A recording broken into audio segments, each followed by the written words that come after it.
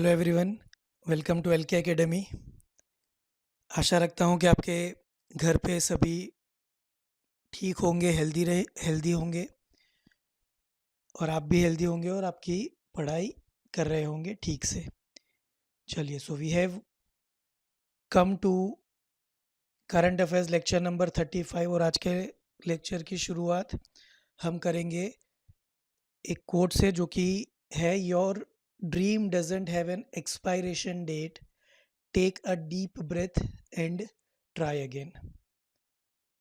ठीक है, आपने जो सपने देखे, जो भी एग्जाम आप पास करना चाहते हो, even if there is a small failure in your preparation, that doesn't mean that you can not achieve your dream.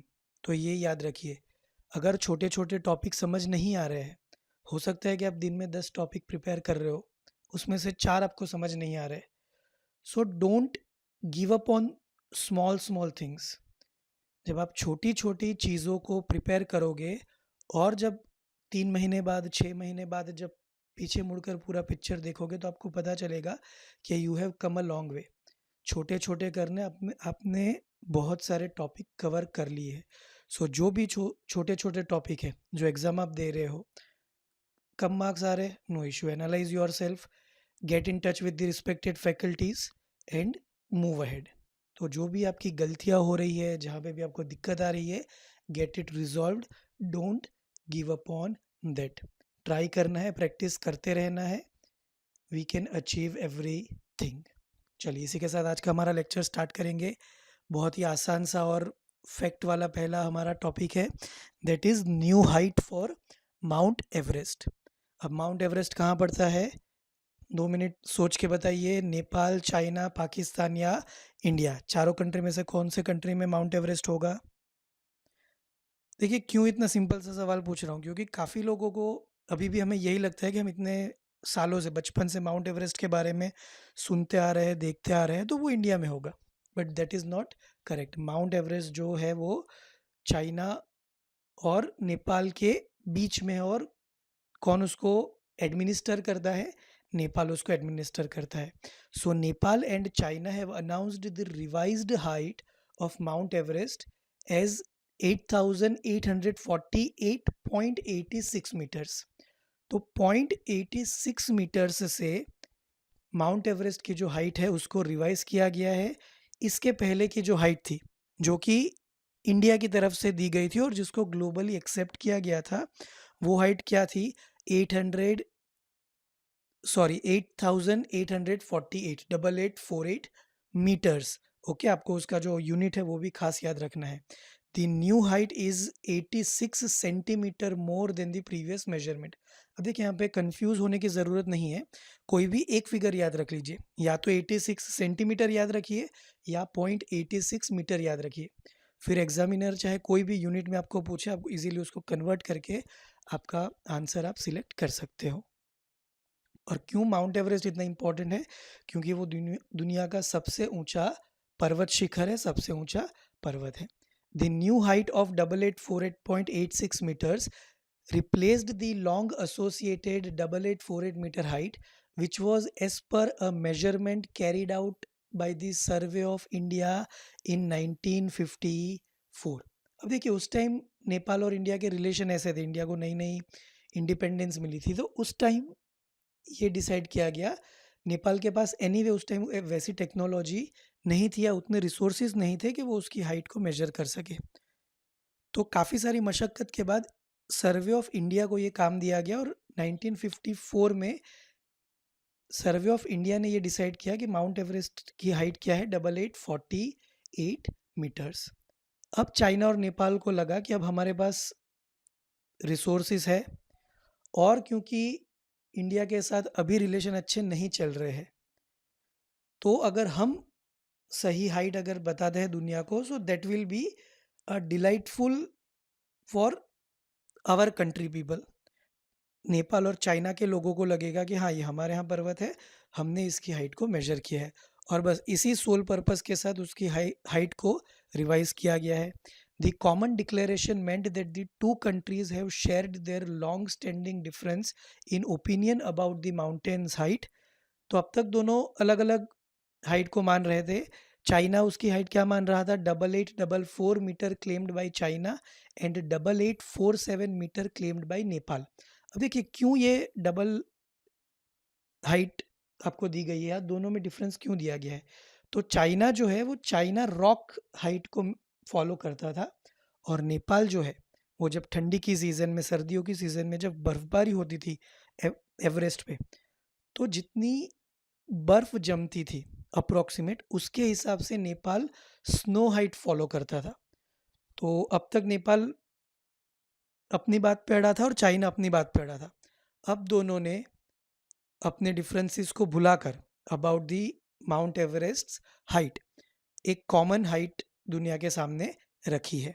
Resolving the 3 metre difference attributed to China calculating the rock height underneath the snow and Nepal using the snow height which included the snow cap was the aim of a joint project। तो ये जो difference था 3 metre का, उसको resolve करने के लिए एक बीच का फिगर दे दिया गया which is the approximate height of Mount Everest। Everest is also known as Sagarmatha in Nepal and Mount Komolangma in China। अब देखिए सागरमाथा से क्या याद आ रहा है हमें, दो चीज़ें आपको यहाँ पे याद आनी चाहिए। First is Sagarmatha which is organised by Nepal government, and second is Raisina dialogue. तो ये दोनों चीज़ें आपको याद आनी चाहिए। यहीं पे स्लाइड को पॉज कीजिए और अपने नोट के पन्ने उल्टा कर देखिए कि सागरमाथा डायलॉग क्या है और रायसीना डायलॉग क्या है। Raisina dialogue already 5 edition Raisina dialogue के कंप्लीट हो चुके हैं। 2016 में रायसीना डायलॉग स्टार्ट हुआ था, और क्योंकि इंडिया ने रायसीना डायलॉग स्टार्ट किया, उसी पर से प्रेरणा लेकर, उसी पर से इंस्पिरेशन लेकर नेपाल ने सागरमाथा संवाद नाम का प्रोग्राम स्टार्ट किया, ऑर्गेनाइज किया।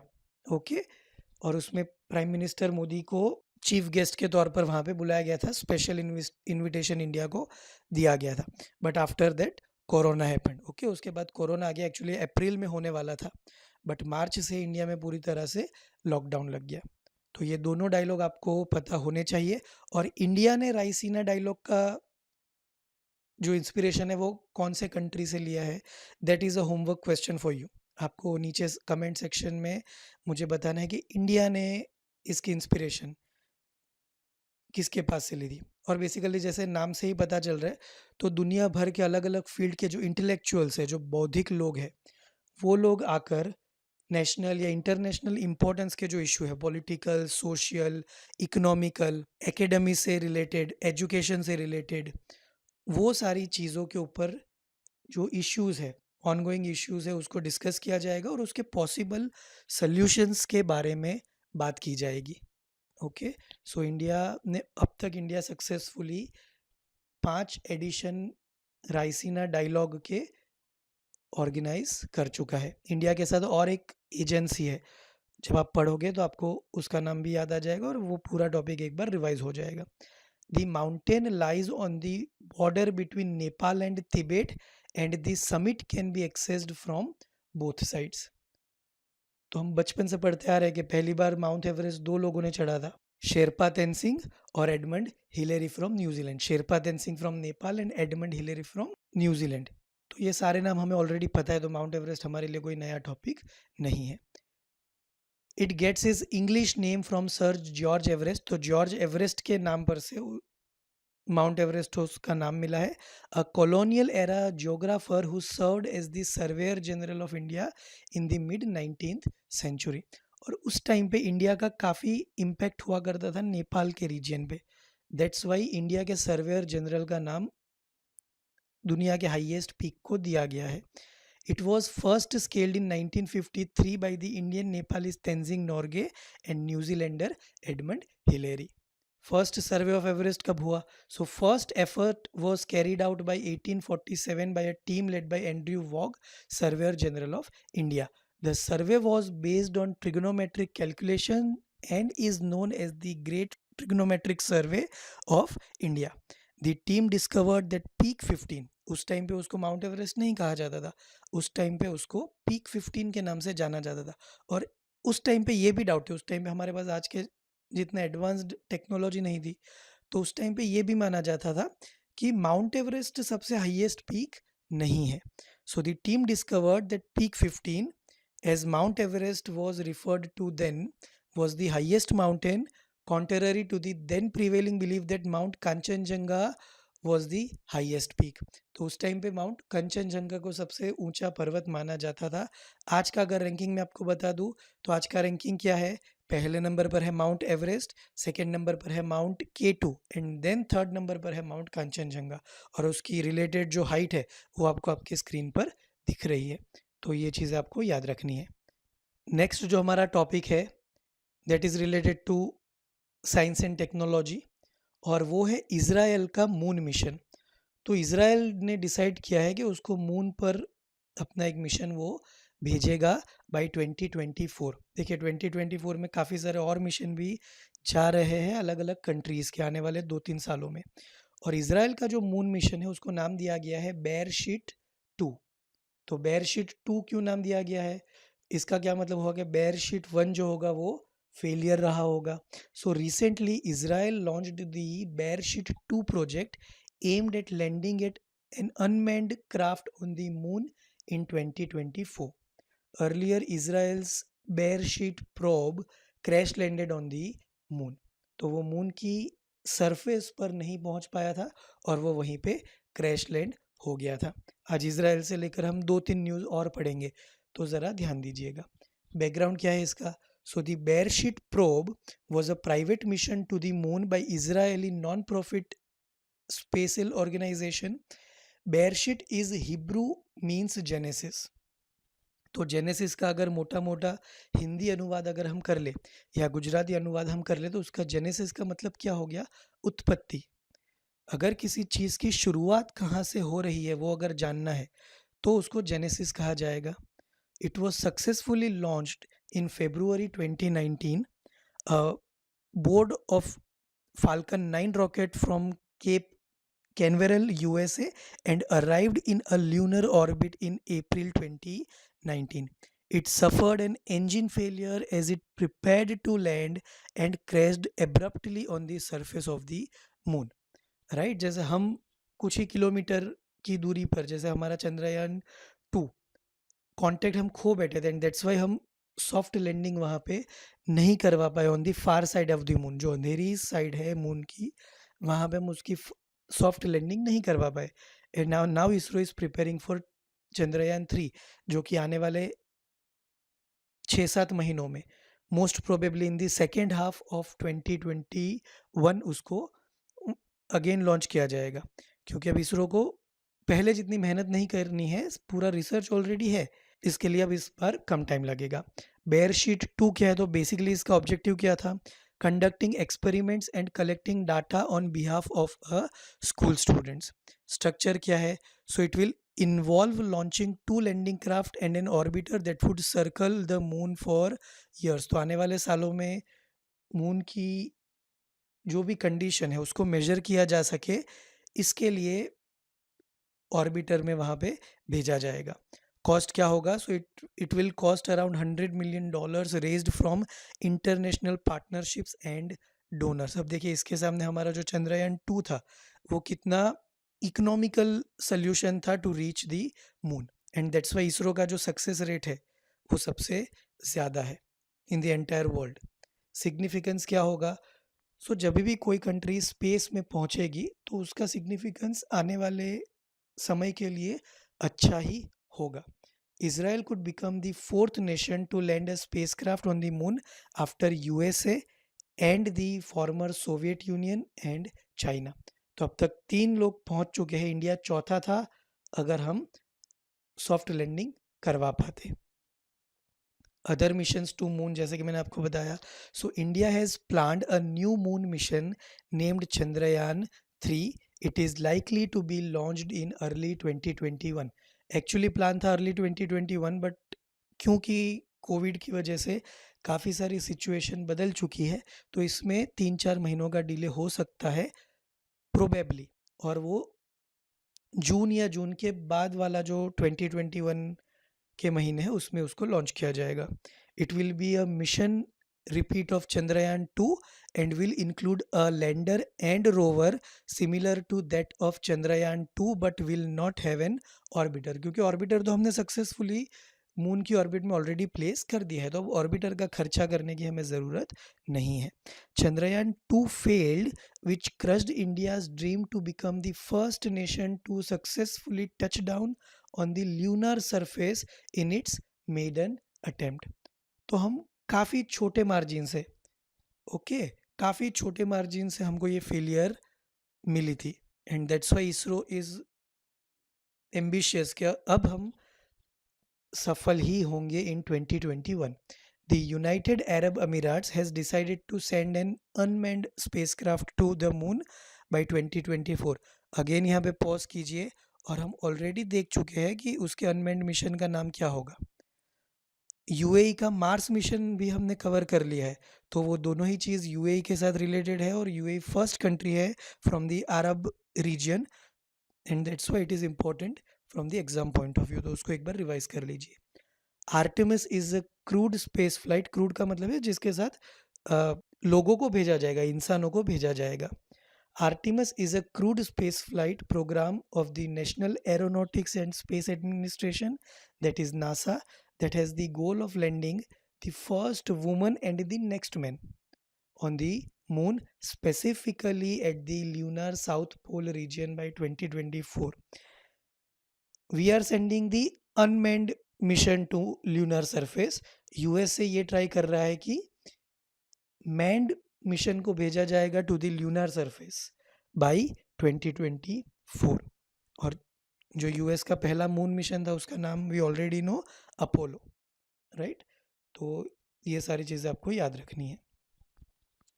नेक्स्ट जो हमारा टॉपिक है that is related to your environment region और environment topic, that is climate change performance index. नाम से ही पता चल रहा है कि क्लाइमेट चेंज से रिलेटेड कंट्री के जो एफर्ट्स है या जो उनकी कंडीशन है उसको मेजर किया जाएगा. So India ranked 10th in Climate Change Performance Index 2021. India for the second time in a row continued to remain in top 10.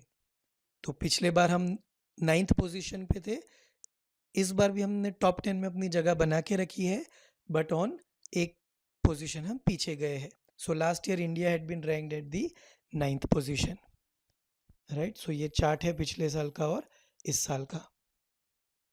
2020 की रैंकिंग है और 2021 की रैंकिंग है.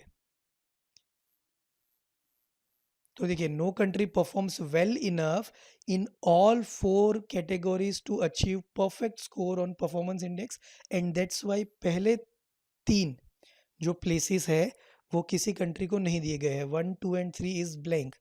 और जो 4th रैंक है which is ultimately a first rank, जिस country ने टॉप किया है वो कंट्री कौन सा है? स्वीडन. तो देखिए इंडिया काफ़ी अच्छा काम कर रहा है, इसका मतलब ये हो गया. So about climate change performance index, कौन उसको पब्लिश कर रहा है, क्यों पब्लिश कर रहा है, क्या एम है, कब का उसको पब्लिश किया जाएगा, वो सारी चीज़ें हम यहाँ पे देखेंगे. Published by German Watch, the New Climate Institute and the Climate Action Network annually since 2005. तो 3 agencies, first is German watch. अब ये तीनों एजेंसीज क्या होगी? जो एनवायरनमेंट के लिए काम कर रही है. तो इसमें कौन होगा एज अ बोर्ड मेंबर या एज अ एजेंसी मेंबर? जो लोग एनवायरनमेंट के लिए एक्टिविज्म का जो काम करते हैं वो लोग ये इंडेक्स को प्रिपेयर करेंगे. ओके, तो 3 एजेंसीज कौन सी है? German watch, the new climate institute and the climate action network. और इसको एनुअली पब्लिश किया जा रहा है फ्रॉम 2005. स्कोप क्या है? So it is an independent monitoring tool for tracking the climate protection performance of 57 countries and the European union. तो 57 countries और यूरोपियन यूनियन के जितने भी कंट्रीज है उसको उसके परफॉर्मेंस क्लाइमेट चेंज के रिलेटेड जो है उसको यहाँ पे मेजर किया जाएगा. These countries together generate 90% plus of global green house gas emissions. तो 90% से ज़्यादा ग्रीन हाउस गैस ये कंट्रीज प्रोड्यूस करते हैं, एंड दैट्स वाई उनका ट्रैक रखना काफ़ी ज़्यादा ज़रूरी है. It aims to enhance the transparency in international climate politics and enables comparison of climate protection efforts and progress made by individual countries. तो हमें पता है कि अगर कोई कंट्री ज़्यादा पोल्यूशन कंट्रीब्यूट कर रहा है अपने एरिया के हिसाब से या अपनी पॉपुलेशन के हिसाब से, तो उस कंट्री को इतने ज़्यादा एफर्ट्स लगाने पड़ेंगे क्योंकि वो उसकी ग्लोबल रिस्पॉन्सिबिलिटी हो जाएगी। उसको 10 ऐसे इंटरनेशनल प्लेटफॉर्म्स है, जैसे पेरिस एग्रीमेंट हो गया, तो ऐसे 10 ऐसे प्लेटफॉर्म्स है जहाँ पे उसको और कंट्रीज़ को जवाब देना पड़ेगा, यस कि this is what I am doing in my country, ये मेरी एनवायरनमेंट को लेकर पॉलिसीज़ है, राइट। और इसीलिए पेरिस एग्रीमेंट से जब यूएसए निकल गया था, तब इंडिया पे प्रेशर बनाया गया था कि इंडिया को भी निकल जाना चाहिए। यूएसए ने मना कर दिया कि why we should pay countries like India and China, जो सबसे ज़्यादा पोल्यूशन फैलाते हैं। तब इंडिया ने बोला कि आपको अगर पैसा देना है, मदद करनी है तो कीजिए, नहीं करनी है तो मत कीजिए, बट हमारी एनवायरनमेंट के प्रति जो हमारी रिस्पॉन्सिबिलिटी है उसको हम अच्छी तरीके से निभाएंगे, and India stands to that.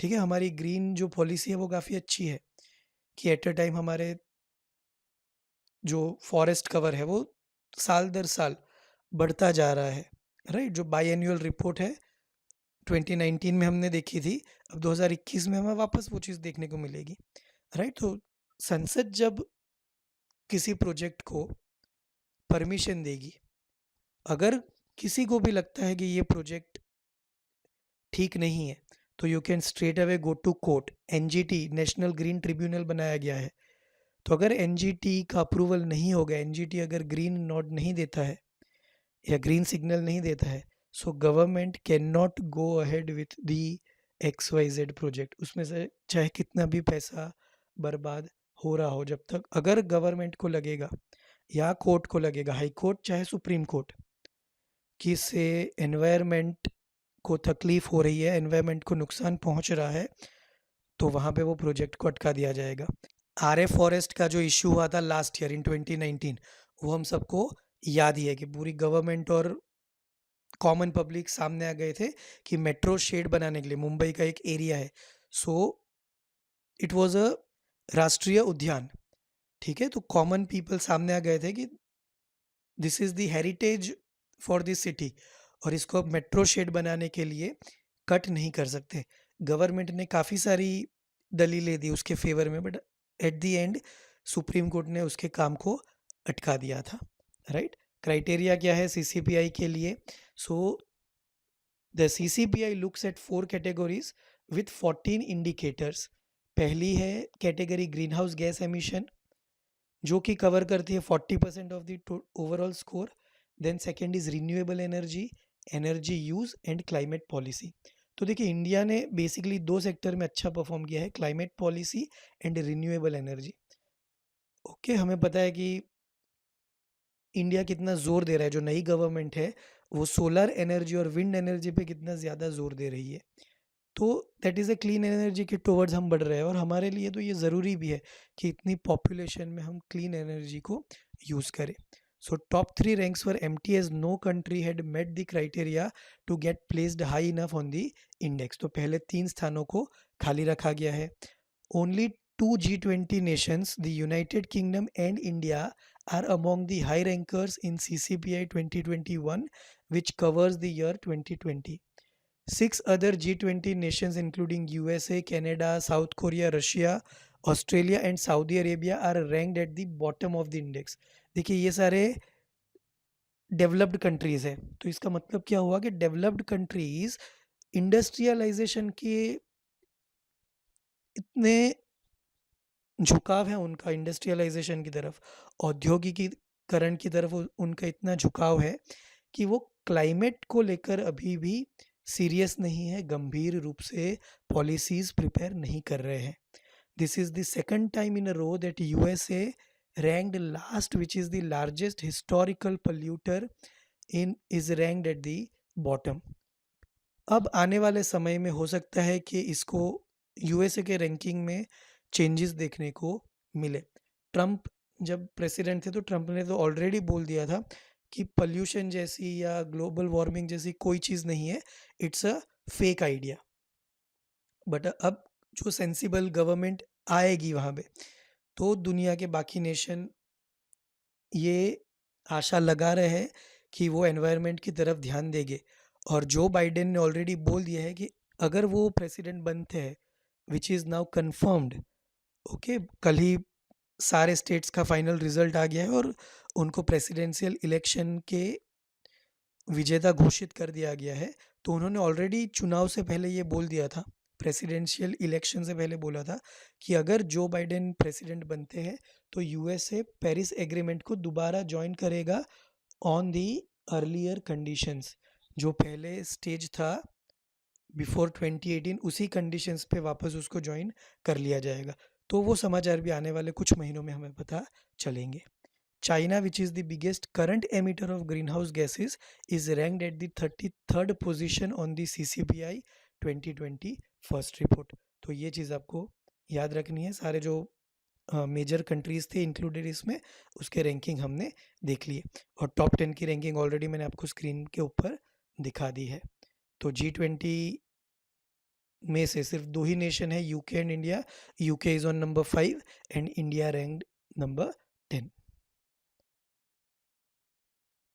India का परफॉर्मेंस इतना क्यों अच्छा है, तो उसके रीज़न आपको यहाँ पे सामने दिख रहे हैं। India ranked 10th and scored 63.98 points out of 100, क्योंकि हम रिन्यूएबल एनर्जी में काफ़ी अच्छा काम कर रहे हैं, इसीलिए हमारा रैंक इसके आगे गया है।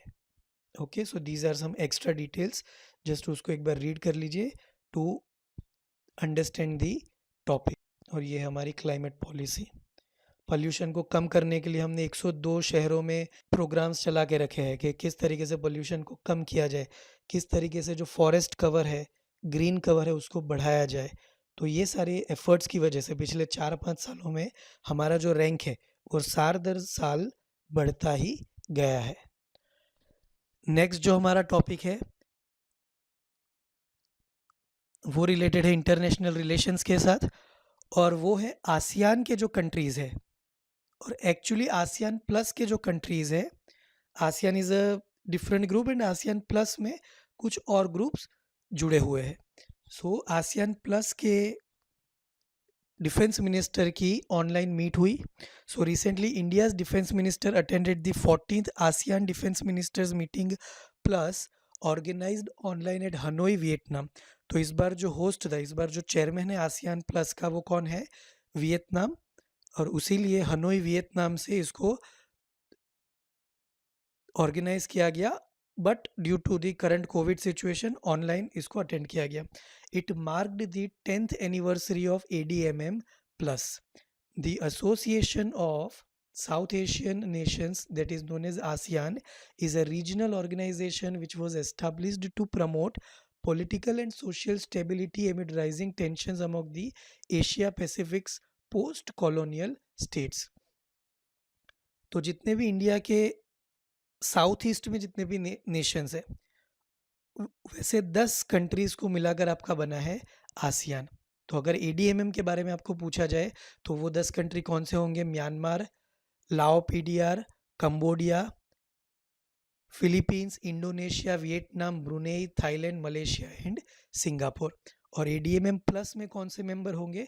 तो 8 और मेंबर इसके साथ जुड़े हुए हैं, जो कि Australia, USA, India, south Korea, Japan, China, New Zealand and Russia. तो जब ये 8 मेंबर मीटिंग में इंक्लूड होंगे तो उसको ADMM प्लस कहा जाएगा। क्या है ये? सो क्रिएट कब हुआ था? तो the second ASEAN defence ministers meeting in 2007 at Singapore adopted a resolution to establish the ADMM plus. The first ADMM plus was convened at Hanoi, Vietnam in 2010. Objective क्या था? So the ADMM plus is a platform for ASEAN and its 8 dialogue partners to strengthen security and defense cooperation for peace, stability, development in the region। अगर आप देखोगे ध्यान से तो ये सारे जो कंट्रीज है, ये 10 कंट्रीज ऑलमोस्ट डेवलपिंग या अंडर डेवलप्ड कंट्रीज है। तो अंडर डेवलप्ड कंट्री दूसरे अंडर डेवलप्ड कंट्री को क्या मदद करेगा? उनको इंटरनेशनल मार्केट में आगे बढ़ने के लिए बड़ा मार्केट चाहिए, डेवलप्ड कंट्रीज़ चाहिए। और उसी टाइम पे दूसरे ही साल उनको समझ में आ गया कि अगर हमको आगे बढ़ना है तो हमको किसी की मदद चाहिए होगी। और तब 8 कंट्रीज़ को इसका मेंबर बनाया गया, जो कि है ये। ओके, इंडिया और चाइना सबसे बड़े मार्केट है, और एशिया पैसिफिक में इंडिया और चाइना का दबदबा भी है। इंडिया, चाइना और जापान का भी, जापान का कम बट स्टिल। और ऑस्ट्रेलिया, यूएसए के साथ आसियान को कैसे जोड़ा जाए, इसके लिए ऑस्ट्रेलिया, न्यूजीलैंड, रशिया, यूएसए को यहाँ पे लाया गया। तो बेसिकली उसका गोल यही था कि रीजन में पॉलिटिकल स्टेबिलिटी होनी चाहिए, इकोनॉमिकल स्टेबिलिटी होनी चाहिए, पीस होना चाहिए, एट्सेट्रा एट्सेट्रा। मेंबरशिप ऑलरेडी हम सारे जो कंट्रीज है उसको डिस्कस कर चुके हैं। चेयरमैन कौन है? So the chairman of the ADMM plus follows the chairmanship of ADMM. तो एडीएमएम प्लस का जो चेयरमैन होगा वो एडीएमएम का भी चेयरमैन होगा। This year it was chaired by Vietnam. Aim क्या है? It aims to promote mutual trust and confidence between defence establishments through greater dialogue and transparency. तो हमें पता है कि इंडिया और चाइना के बीच में बॉर्डर डिस्प्यूट चल रहे हैं। साउथ चाइना सी में वियतनाम है, जापान है, इंडिया है, यूएसए है, ऑस्ट्रेलिया है, इन सब के बीच में डिस्प्यूट चल रहे हैं अगेंस्ट चाइना। तो इसकी वजह से ये सारे प्लेटफॉर्म पे ये सारी बातें की जाएगी, क्योंकि डिस्प्यूट किसी भी कंट्री के लिए अच्छे नहीं है। हर कंट्री के कॉमन पीपल को वो अफेक्ट करेगा किसी ना किसी तरह से, और हर कंट्री का नुकसान होगा। तो every country will try to resolve the issue in a civilised manner, और जितना जल्दी हो सके उसको रिजॉल्व करने के लिए कोशिश की जाएगी, और तभी ऐसे प्लेटफॉर्म्स वहाँ पे काम आएंगे। एरिया ऑफ कोऑपरेशन तो ऑलरेडी हमने देख लिया, maritime security, counter terrorism, humanitarian assistance and disaster relief, peace keeping operations and military medicine. तो कोविड के टाइम पे तो ये सारी ही चीज़ें देखिए, disaster relief, peace keeping operation and military medicine, ये सारी ही चीज़ें रिलेवेंट है पिछले 1 सालों में और आने वाले एटलीस्ट 1-1.5 साल तक। तो इसके लिए आसियान कंट्रीज़ और बाकी के जो 8 कंट्रीज़ हमने देखे, वो एक दूसरे के साथ मिलकर काम करेंगे। और देखिए, इंडिया का जो एशिया पैसिफिक में रुतबा है, जो स्टेटस है, वो धीरे धीरे बढ़ता जा रहा है, स्पेशली आफ्टर कोविड-19 एरा। क्यों? क्योंकि चाइना को एंटी ह्यूमन नज़रों से देखा जा रहा है। और चाइना, क्योंकि छोटे छोटे कंट्रीज़ की चाइना की पॉलिसी है, छोटे छोटे कंट्रीज़ को बड़े बड़े ब्याज दरों पे बड़ी बड़ी रकम की लोन देकर 20-25-30 सालों के बाद वो पूरे लैंड जो है उस देश का, उसको किसी ना किसी तरह हथियाने की ट्राई करेगा। उसकी विस्तारवाद की नीति है। तो उससे छोटे छोटे कंट्रीज़ चाइना के साथ इसीलिए रिलेशन में जाना नहीं चाहते। और अगर चाइना के साथ रिलेशन में जाना नहीं चाहते तो उसका सबसे नज़दीक का ऑप्शन कौन हो गया? India, right? So the current meet comes at the time when India and China remain engaged in a military standoff along the line of actual control in Ladakh, and tensions continue to mount in South China Sea, जो कि मैं already आपको बता चुका हूँ। India का stand क्या है, इंडिया का स्टेटस क्या है in ASEAN plus meeting? The future of the Southeast Asian countries will be defined by their ability to collectively respond to challenges in the region based on the fundamentals of freedom, inclusivity and openness. अब China में ना आपको freedom मिलेगी, China में ना आपको inclusiveness मिलेगी, और ना ही ओपननेस मिलेगी। चाइना में आज तक चाइना ये नहीं बता पाया कि उसके एक्चुअल कोविड नंबर्स कितने हैं, राइट? कोविड-19, the response to the pandemic needs to be collective and collaborative. Challenges क्या क्या है? Threats to the rule based order, maritime security, South China Sea सबको कहीं ना कहीं अफेक्ट कर रहा है। Cyber related crimes and terrorism, challenges are becoming increasingly transboundary in character, which requires closer military to military interactions and cooperations among the ADMM plus countries। तो अब technology वाले क्राइम होते हैं, तो उसको किस तरीके से रिजोल्व किया जाए, उसको लेकर यहाँ पे डिस्कशन हुए, राइट?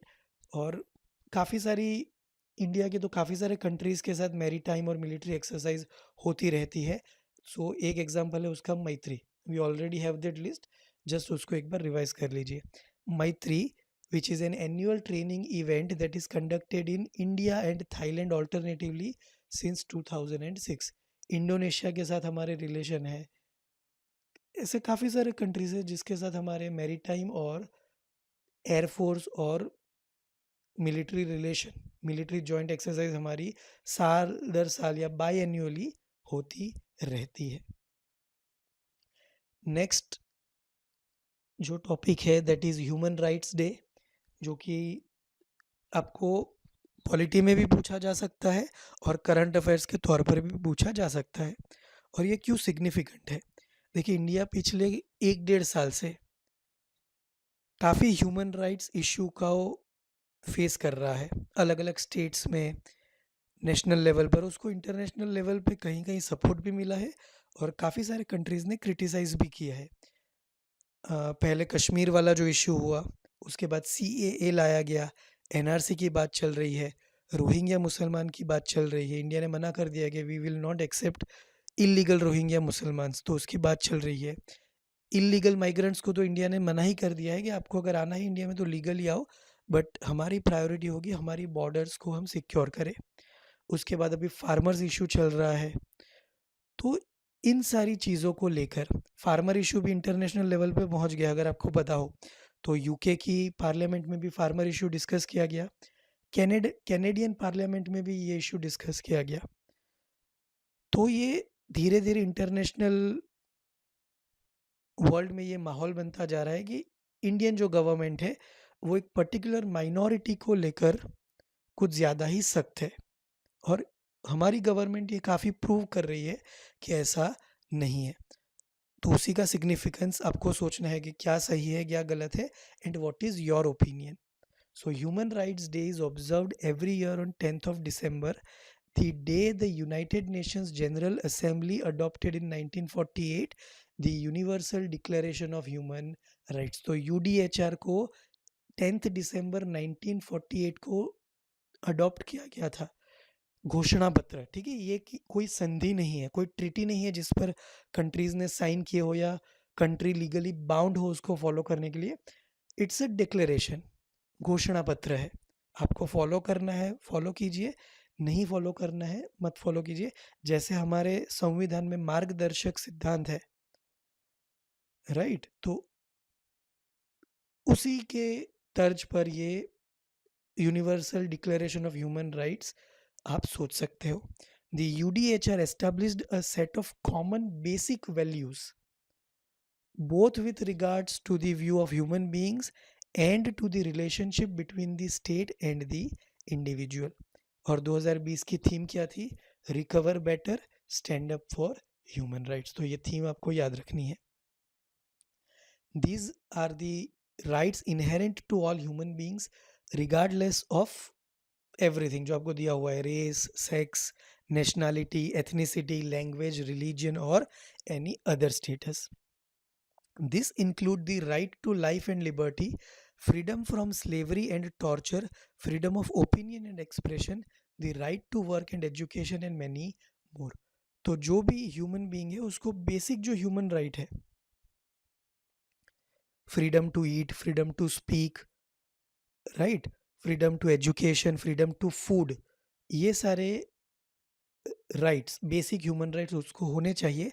और जिन जिन कंट्रीज़ ने इस डिक्लेरेशन पे साइन किया है, ऑलमोस्ट सारे कंट्री ने डिक्लेरेशन पे साइन किया है, उनसे ये एक्सपेक्टेशन रखी जाती है ऑन द इंटरनेशनल लेवल्स कि आप अपनी जो पॉलिसी फ्रेम करोगे उसको ह्यूमन राइट्स को ध्यान में रखते हुए फ्रेम करोगे।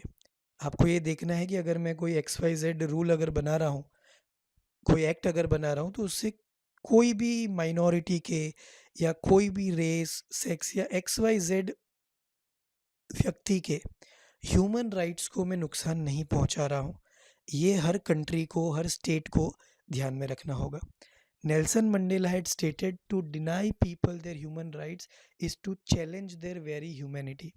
अगर हम किसी इंसान को ह्यूमन राइट नहीं देते हैं, अगर बेसिक जो ह्यूमन राइट है, एकदम मूलभूत जो मानवाधिकार है, वो अगर हम उसको नहीं दे पाते या उसके मानवाधिकारों पर अगर हम हमला करते हैं तो वो पूरी मानवता पर हमला होगा। अब ये सेंटेंस देखिए, ऐसे सेंटेंस आप नोट करते जाइए, जब आप मेंस में आंसर लिखोगे सो ये आपको काफ़ी हेल्पफुल कर सकेगा और लोगों से आपको अलग दिखाने के लिए ऐसे सेंटेंसेस आपको हैंडी रखने पड़ेंगे। यूडीएचआर क्या है? So the 30 rights and freedoms include civil and political rights like the right to life, जीवन जीने का अधिकार, स्वतंत्रता का अधिकार, फ्री स्पीच का अधिकार and privacy and economic, social and cultural rights like the right to social security, health and education etcetera. तो ऐसे करीब करीब मिलाकर 30 जैसे मूलभूत मानवाधिकारों को यूडीएचआर में शामिल किया गया है उसके डिक्लेरेशन में। India took active part in drafting of the UDHR. The UDHR is not a treaty, so it does not directly create legal obligation for countries. तो ये चीज़ आपको खास याद रखनी है। Universal declaration of human rights, मानवाधिकारों का अंतर्राष्ट्रीय घोषणा पत्र, वो कोई संधि नहीं है, कोई ट्रीटी नहीं है, and that's why it is not legally bound to any country. But वो एक बेस के तौर पर काम करेगा जब कोई भी कंट्री अपनी पॉलिसीज बनाएगा। The UDHR together with the International Covenant on Civil and political Rights and its two optional protocols and the International Covenant on Economic, Social and Cultural Rights and its optional protocol from the so-called International Bill of Human Rights। तो इसमें काफ़ी सारे there are multiple other human right bills and treaties जो इसके साथ कहीं ना कहीं directly और indirectly जुड़े हुए हैं। तो these are some of the important treaties और convention जो पिछले कुछ सालों में माइलस्टोन के तौर पर उभरे हैं, जो कि है 1948 में हुआ। देन रेशियल डिस्क्रिमिनेशन के सामने लाया गया, देन राइट्स अगेंस्ट वुमन लाया गया, डिस्क्रिमिनेशन नहीं होना चाहिए women, then child, then person with disabilities, और अब आने वाले सालों में डिस्क्रिमिनेशन अगेंस्ट ट्रांसजेंडर भी लाया जाएगा, जो कि जिसकी इंडिया में तो ऑलरेडी शुरुआत हो चुकी है। इंडिया में ऑलरेडी ट्रांसजेंडर पीपल जो है उनको एज अ थर्ड सेक्स के तौर पर सुप्रीम कोर्ट ने मान्यता दे दी है। अब जब सुप्रीम कोर्ट ने इसको अप्रूव कर दिया है तो अब गवर्नमेंट से क्या एक्सपेक्टेशन रखी जाएगी कि आप जो भी पॉलिसी फ्रेम करोगे उसमें ट्रांसजेंडर को भी उतना ही अधिकार मिलना चाहिए जितना किसी एक मेल या किसी एक फीमेल को मिलेगा। अगर वो नहीं मिलता है तो ट्रांसजेंडर को ये हक दिया जाएगा कि वो कोर्ट में गवर्नमेंट के खिलाफ जा सके और उसको चैलेंज कर सके XYZ एक्ट को, राइट। तो India is already catching up with all the human rights issues. और यूजुअली जो ह्यूमन राइट इशू लगते हो, अब जैसे कश्मीर का इशू ले लो, तो कश्मीर में पाकिस्तान, चाइना, टर्की और मलेशिया, ये 4 ऐसे कंट्रीज थे जिन्होंने इंटरनेशनल हर प्लेटफॉर्म पे, on each and every international platform from August 2019 to till date, ये ट्राई किया कि किसी तरह से इंडिया को ब्लैक पेंटेड किया जाए और इंडिया का नेगेटिव इमेज बनाया जाए on the basis of human rights. India ने ब्लंटली जवाब दिया कि कश्मीर हमारा हिस्सा है, कश्मीर के लोगों का विकास करना हमारी जिम्मेदारी है। और इंडिया ने विथ एग्जाम्पल इंटरनेशनल प्लेटफॉर्म पे बिना डरे ये कहा कि पाकिस्तान में माइनॉरिटी के क्या आंकड़े हैं और चाइना में जो उइगर मुस्लिम है उनके ऊपर क्या क्या जुल्म हो रहे हैं, वो सारी चीज़ें इंटरनेशनल प्लेटफॉर्म पर इंडिया ने बताई। तो जो चीज़ किसी एक कंट्री के लिए ह्यूमन राइट्स इश्यू हो सकती है, हो सकता है कि वो किसी और कंट्री के लिए पॉलिटिकल स्टंट हो। तो इसको आपको बड़े ब्रॉडर वे में समझना पड़ेगा। Okay, so India is party to all this conventions. India is party मतलब इंडिया ने ऑलरेडी इसको मान्यता दी हुई है, इंडिया ने ऑलरेडी इसके ऊपर सिग्नेचर किए हुए हैं कि we will follow these human rights convention, चाहे वो क्राइम ऑफ जेनोसाइड हो, रेशियल डिस्क्रिमिनेशन, जो रंग भेद की जो नीति है, काला है, गोरा है, एशियन है, ब्लैक है, अफ्रीकन है, ये सब नहीं होना चाहिए इंटरनेशनल लेवल पे। स्त्रियों के खिलाफ और बच्चों के खिलाफ अत्याचार नहीं होने चाहिए, उनको भी उतने ही अधिकार मिलने चाहिए जितने किसी पुरुष को मिलेंगे। और 2006 में पर्सन विथ डिसेबिलिटीज़ के लिए भी ये कन्वेंशन लाया गया। ओके, चलिए, and these are all those points जो मैं अभी अभी डिस्कस कर गया। तो ये एक बार पढ़ लीजिए। देखिए, जो एक्स्ट्रा स्टफ है, ठीक है, उसको छोड़ मत दीजिए, उसको स्किप मत कीजिए। वो आपको किसी इश्यू को समझने के लिए मदद करेगा। हो सकता है कि प्रीलिम्स एग्ज़ाम में इसमें से कुछ भी ना पूछा जाए, बट जब आप प्रीलिम्स पास करोगे तो आपको मेंस में काफ़ी लंबे लंबे और कंटेंट वाला आंसर लिखने पड़ेंगे। तो वो कंटेंट आप 1 महीने में या 2 महीने में तो प्रिपेयर नहीं कर पाओगे, उसका प्रिपरेशन भी आपको अभी से स्टार्ट करना है। And that's why all this information is also necessary. Again Israel आ गया। तो मोरक्को ने भी इज़राइल के साथ अपने डिप्लोमेटिक रिलेशन को स्टार्ट कर दिया है। पिछले टाइम हमने देखा था कि गल्फ के काफ़ी सारे कंट्रीज़ यूएई के इम्प्रेशन में आकर इज़राइल को मान्यता दे रहे। इज़राइल एक ऐसा कंट्री है जिसको काफ़ी सारे अदर कंट्रीज़ देश ही नहीं मानते, क्योंकि इज़राइल और पैलेस्टीन के बीच में काफ़ी सालों से बड़ी वॉर चली आ रही है, पीस ऑफ लैंड को लेकर, एक ज़मीन के टुकड़े को लेकर। इसलिए काफ़ी सारे कंट्रीज़ इज़राइल को देश मानने के लिए तैयार नहीं है। यहाँ पे भी ह्यूमन राइट्स वाला इशू काफ़ी बार आ जाता है बीच में। So recently Morocco and Israel have agreed to normalise relations in the deal brokered by the USA. It makes Morocco the fourth Arab country after the UAE, Bahrain, and Sudan to set aside hostilities with Israel in the past 4 months. तो सबसे पहले UAE ने setup किए Israel के साथ diplomatic relations, उसके बाद Bahrain ने, then Sudan, and now Morocco is the fourth Arab country. Morocco will establish full diplomatic relation and resume official contacts with Israel, reopen their liaison offices in Rabat, which is the capital of Morocco, and Tel Aviv, which is a city in Israel, immediately with the intention to open embassies and promote economic cooperation between Israeli and Moroccan companies. तो तुरंत with effect immediately ये diplomatic ties को setup कर दिया गया है. Morocco intends to facilitate direct flights for Israeli tourists to and from Morocco. तो जब किसी कंट्रीज़ के बीच डिप्लोमेटिक रिलेशन नहीं होते तो आप सीधा सीधा वहाँ पे नहीं जा सकते, और आपको वीज़ा मिलने में भी हो सकता है कि काफ़ी तकलीफ हो उस कंट्री का, अगर आपकी किसी कंट्री के साथ डिप्लोमेटिक रिलेशन नहीं है तो वो सारी चीज़ों पे भी अब मोरक्को और इज़राइल काम करेंगे. The USA has changed its long-standing policy and recognized Morocco's sovereignty over Western Sahara. तो इसीलिए यूएसए ने सामने क्या मांगा कि आप इजराइल के साथ अपने टाइज सेटअप कर लीजिए.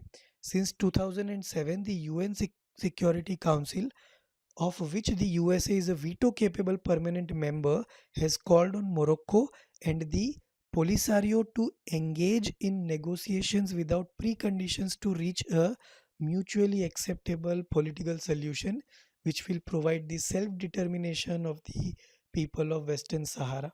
तो इसीलिए यहाँ पे आपको कहा गया है कि यूएसए ने मीडिएटर के तौर पर काम किया to break the isolation between Morocco and Israel. Significance क्या होगा? तो क्योंकि गल्फ और अरब रीजन में ईरान का जो स्टेटस था या ईरान का सिग्निफिकेंस जो था वो धीरे धीरे बढ़ता जा रहा था. ईरान न्यूक्लियर पावर के ऊपर काम कर रहा है, और इसीलिए ईरान को मज़ा चखाने के लिए, ईरान को बैकफुट पे लाने के लिए यूएसए ये ट्राई कर रहा है कि उसके नेबरिंग कंट्रीज़ जो है उसको यूएसए अपनी टीम में कर ले. तो यूएसए पिछले काफ़ी 2-2.5 सालों से यही चीज़ के ऊपर लगा हुआ है.